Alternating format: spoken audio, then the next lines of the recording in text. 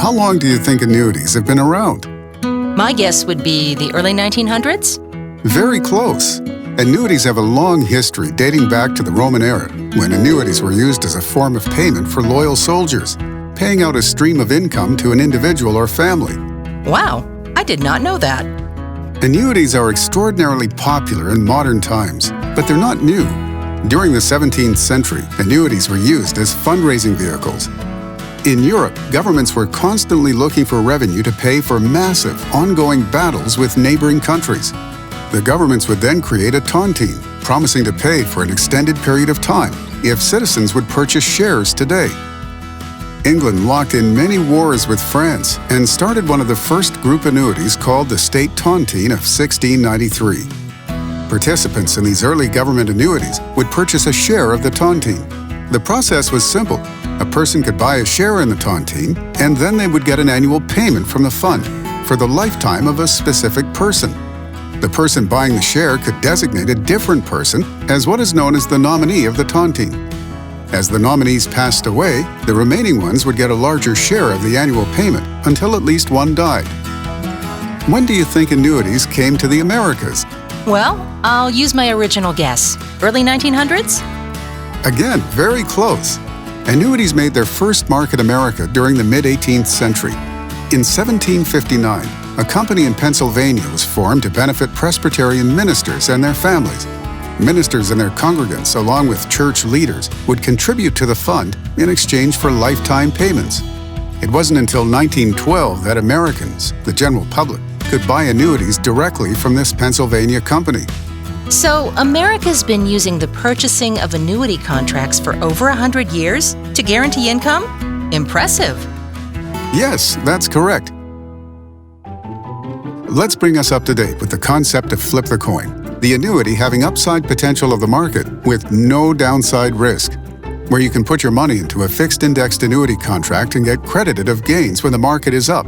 Heads, where the call options are exercised, and then credited of gains are placed on top of your original money, principal, not interest, but credited gains to your initial contract with the insurance company. More importantly, when the market goes down, it's a tails. The call options expire worthless. You cannot lose any money, but you cannot get any crediting of gains added to your contract. The key is, the insurance companies are not trying to outguess, outthink, or outperform the market. Heads, you win. Tails, you do not lose. So, here is my last fun fact question.